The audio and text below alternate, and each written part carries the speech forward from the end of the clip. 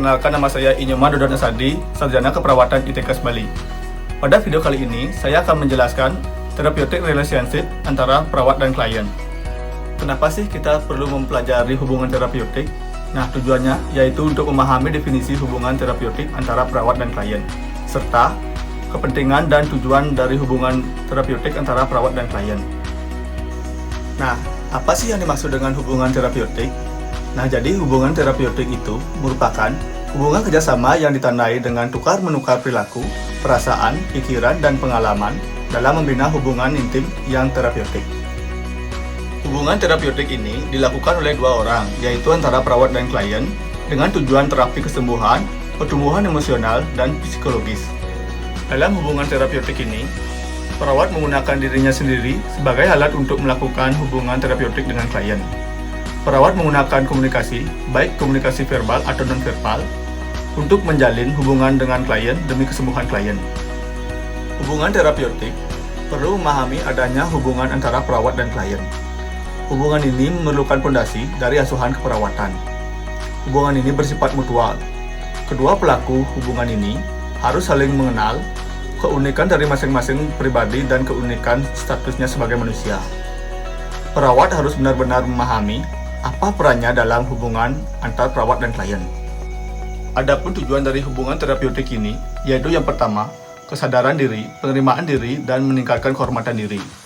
Yang kedua, identitas pribadi yang benar. Dan yang ketiga, kemampuan untuk membentuk keintiman, ketergantungan, hubungan interpersonal. Sedangkan yang keempat, yaitu mendorong fungsi dan meningkatkan kemampuan terhadap kebutuhan yang memuaskan. Adapun hal yang penting yang harus diperhatikan dalam membina hubungan terapeutik antara perawat dan klien ini. Yang pertama ada rapport, yaitu merupakan kesan pertama yang muncul setelah berkontak mata dengan klien yang dilakukan antara perawat dengan klien. Contohnya, tersenyum dengan lembut, menjawab pertanyaan klien dengan cerdas dan tidak menyinggung, serta menanyakan kabar dan keadaan klien. Nah, yang kedua ada trust, yaitu fondasi dari hubungan terapeutik yang baik. Seorang perawat harus mampu membina hubungan saling percaya terhadap klien. Hal ini dapat dilakukan dengan selalu memberikan sikap caring.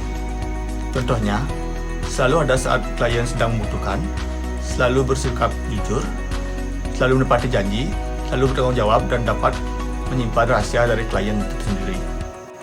Yang ketiga ada respect, yaitu adalah sikap di mana kita mampu mempercayai nilai dari seorang meskipun seorang itu memiliki tingkah laku yang berbeda dari seorang yang lainnya. Perawat harus menaruh sikap hormat kepada klien meskipun klien berbeda dengan masyarakat yang lainnya. Keempat, ada genuineness, yaitu sikap apa adanya dari seorang perawat. Sikap di mana perkataan selaras dengan perbuatan. Sikap tidak berpura-pura dalam berperilaku terhadap klien. Dan yang terakhir, ada empati, yaitu kemampuan dari individu atau perawat untuk dapat merasakan apa yang dirasakan oleh pasien. Hal ini sangat penting guna untuk mempercepat proses penyembuhan dari pasien itu sendiri. Nah, jadi kesimpulan dari hubungan terapeutik ini, yaitu hubungan yang sistematis, sejalan dengan proses keperawatan yang berkesinambungan, yang bersifat efektif dan efisien. Nah, sekian video dari saya. Mohon maaf bila ada penyebutan kata yang salah. Terima kasih.